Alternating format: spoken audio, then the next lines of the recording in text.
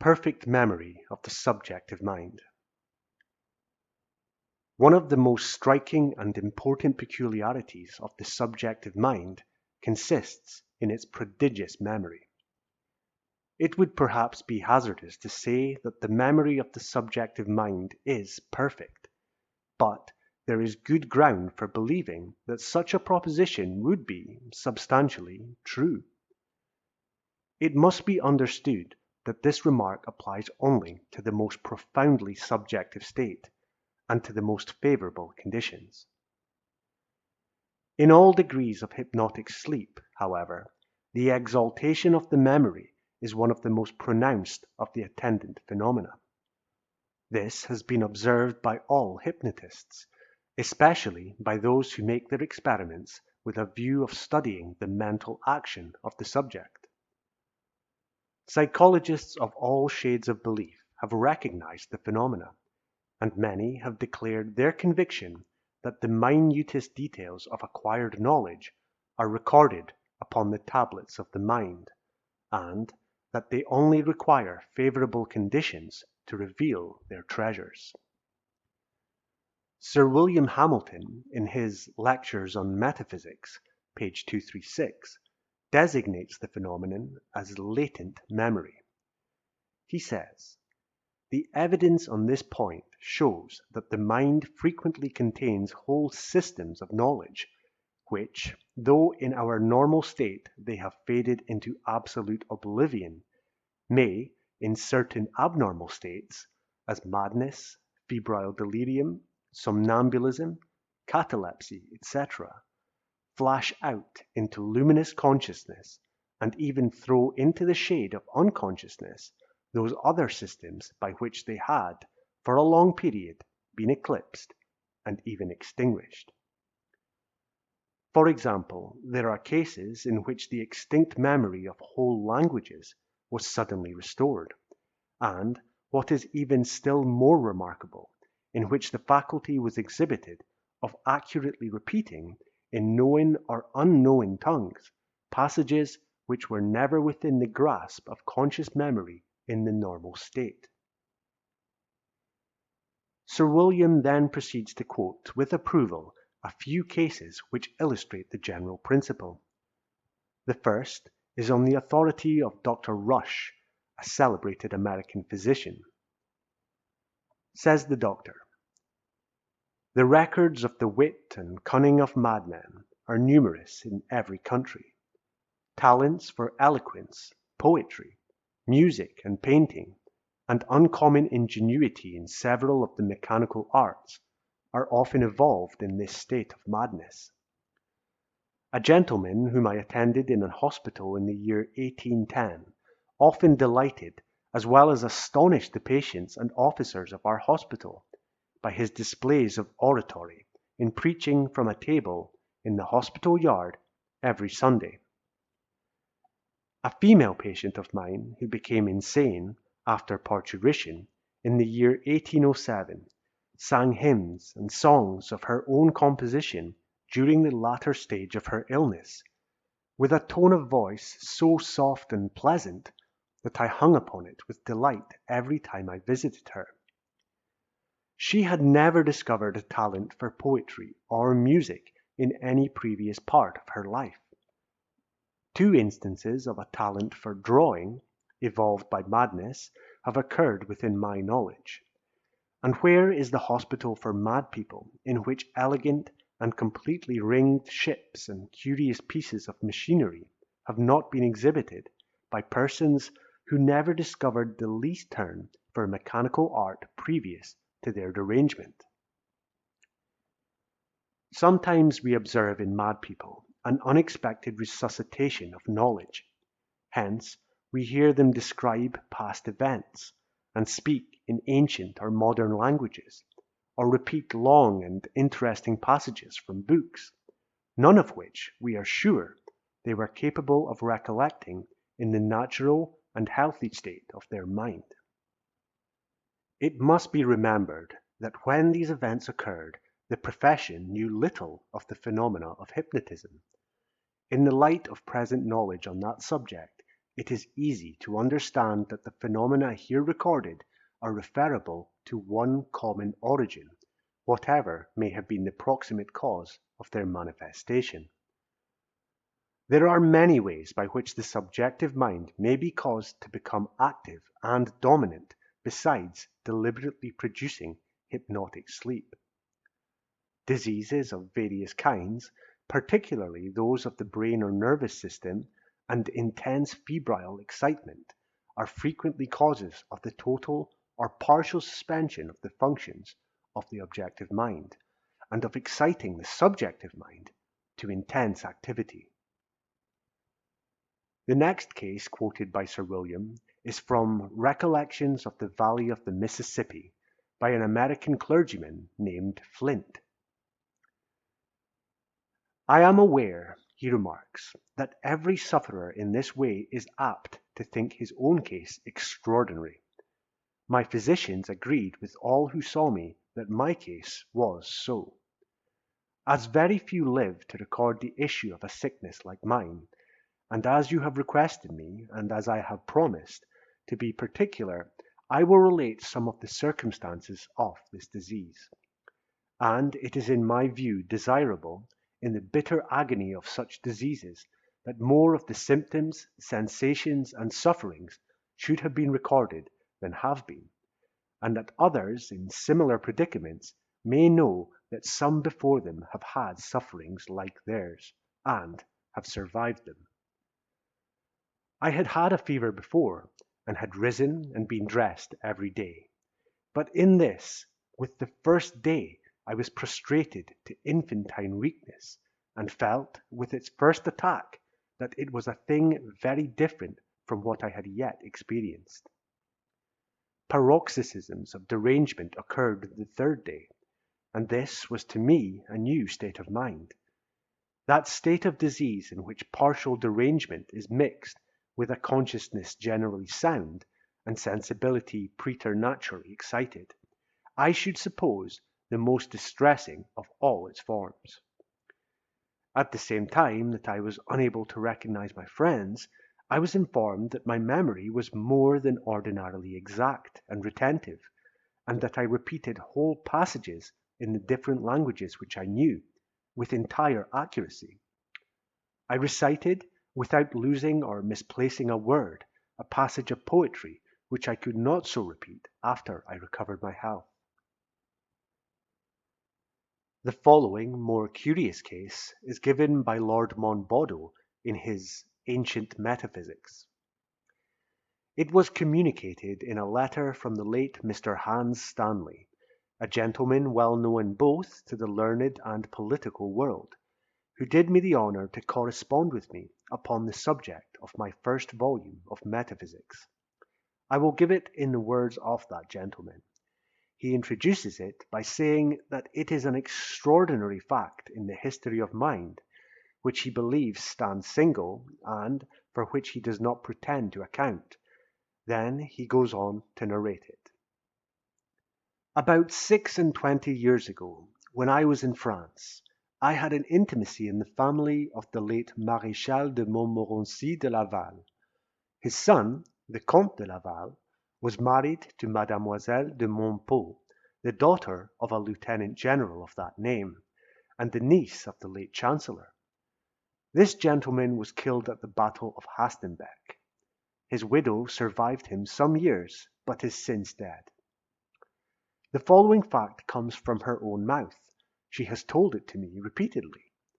She was a woman of perfect veracity and very good sense. She appealed to her servants and family for the truth. Nor did she, indeed, seem to be sensible that the matter was so extraordinary as it appeared to me. I wrote it down at the time, and I have the memorandum among some of my papers.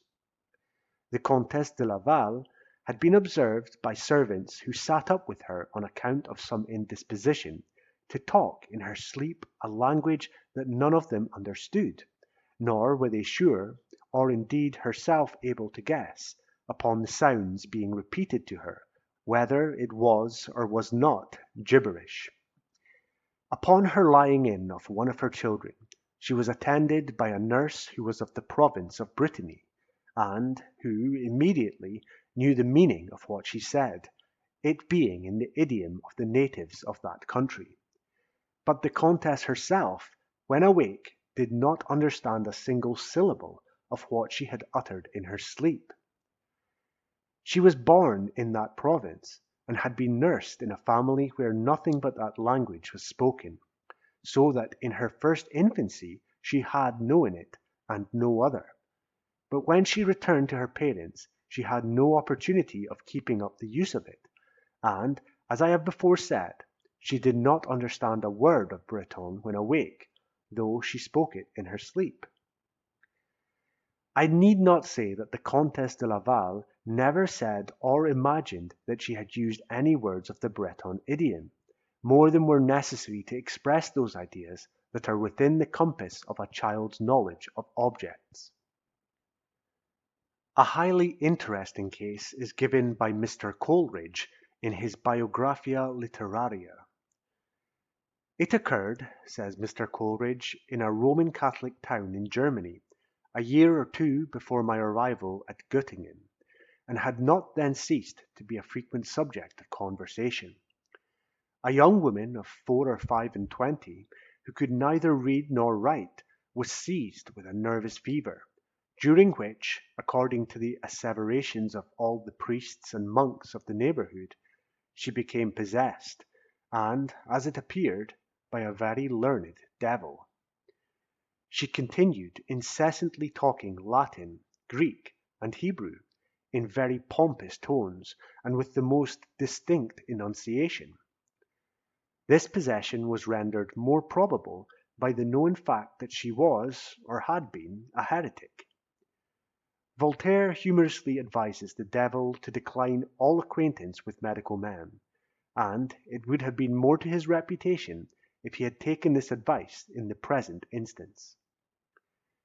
The case had attracted the particular attention of a young physician, and by his statements many eminent psychologists and physiologists visited the town and cross-examined the case on the spot. Sheets full of her ravings were taken down from her own mouth, and were found to consist of sentences coherent and intelligible each for itself, but with little or no connection with each other. Of the Hebrew, a small portion only could be traced to the Bible. The remainder seemed to be in the rabbinical dialect. All trick or conspiracy was out of the question. Not only had the young woman ever been a harmless, simple creature, but she was evidently laboring under a nervous fever. In the town in which she had been resident for many years as a servant in different families, no solution presented itself. The young physician, however, determined to trace her past life step by step, for the patient herself was incapable of returning a rational answer. He at length succeeded in discovering the place where her parents had lived, travelled thither, found them dead, but an uncle surviving, and from him learned that the patient had been charitably taken in by an old Protestant pastor at 9 years old, and had remained with him some years, even till the old man's death. Of this pastor the uncle knew nothing, but that he was a very good man. With great difficulty, and after much search, our young medical philosopher discovered a niece of the pastor's, who had lived with him as his housekeeper, and had inherited his effects. She remembered the girl, related that her venerable uncle had been too indulgent, and could not bear to hear the girl scolded, that she was willing to have kept her, but that after her parents' death the girl herself refused to stay. Anxious inquiries were then, of course, made concerning the pastor's habits, and the solution of the phenomenon was soon obtained. For it appeared that it had been the old man's custom for years to walk up and down a passage of his house into which the kitchen door opened, and to read to himself with a loud voice out of his favourite books. A considerable number of these were still in the niece's possession. She added that he was a very learned man and a great Hebraist. Among the books were found a collection of rabbinical writings, together with several of the Greek and Latin fathers, and the physician succeeded in identifying so many passages with those taken down at the young woman's bedside that no doubt could remain in any rational mind concerning the true origin of the impressions made on her nervous system.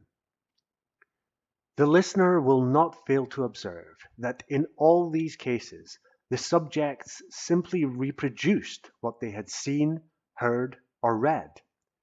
The impressions upon the objective mind, particularly in the case related by Coleridge, must have been superficial to the last degree, but the result demonstrated that the record upon the tablets of the subjective mind was ineffaceable. These are not isolated cases. Thousands of similar phenomena have been recorded by the most trustworthy of observers. Their significance cannot be mistaken. In their light, the wonderful mental feats of trance speakers are easily explicable without invoking the aid of a supernatural agency. Speaking in unknown tongues is seen to be merely a feat of subjective memory.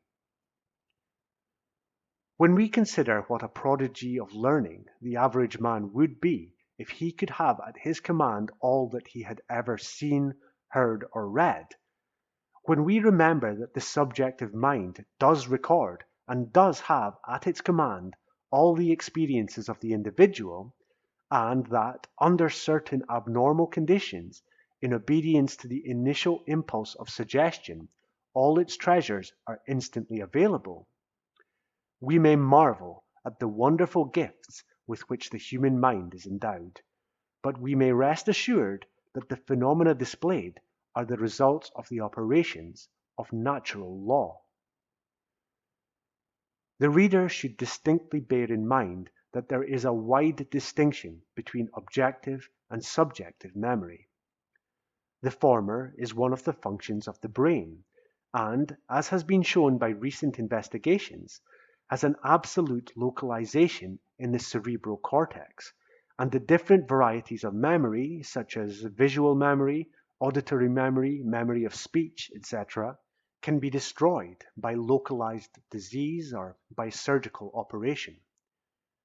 Subjective memory, on the other hand, appears to be an inherent power, and free from anatomical relations, or, at least, it does not appear to depend upon the healthy condition of the brain for its power of manifestation. On the contrary, the foregoing facts demonstrate the proposition that abnormal conditions of the brain are often productive of the most striking exhibitions of subjective memory. The late Dr. George M. Beard of New York, who was the first American scientist clearly to recognize the scientific importance of the phenomenon of hypnotism, who was the formulator of the 6 sources of error which beset the pathway of the investigator of that science, and the one who did more than any other American of his time to place the study of hypnotic phenomena on a scientific basis, evinces a clear recognition of this distinction when he says, "To attempt to build up a theory of trance, hypnotic phenomena, on a basis of cerebral anatomy is to attempt the impossible. All theories of trance based on cerebral anatomy or physiology, such as suspension of the activity of the cortex or half the brain, break down at once when brought face to face with the facts." All the facts of hypnotism show that the more quiescent the objective faculties become, or, in other words, the more perfectly the functions of the brain are suspended, the more exalted are the manifestations of the subjective mind. Indeed, the whole history of subjective phenomena goes to show that the nearer the body approaches the condition of death, the stronger become the demonstrations of the powers of the soul. The irresistible inference is that when the soul is freed entirely from its trammels of flesh, its powers will attain perfection, its memory will be absolute. Of this, more will be said in its proper place. In the meantime, it may be proper here to remark that subjective memory appears to be the only kind or quality of memory which deserves that appellation. It is the only memory which is absolute. The memory of the objective mind, comparatively speaking, is more properly designated as recollection. The distinction here sought to be made can be formulated in no better language than that employed by Locke in defining the scope and meaning of the two words. When an idea again recurs without the operation of the like object on the external sensory, it is remembrance. If it be sought after by the mind, and with pain and endeavour found, and brought again into view, it is recollection.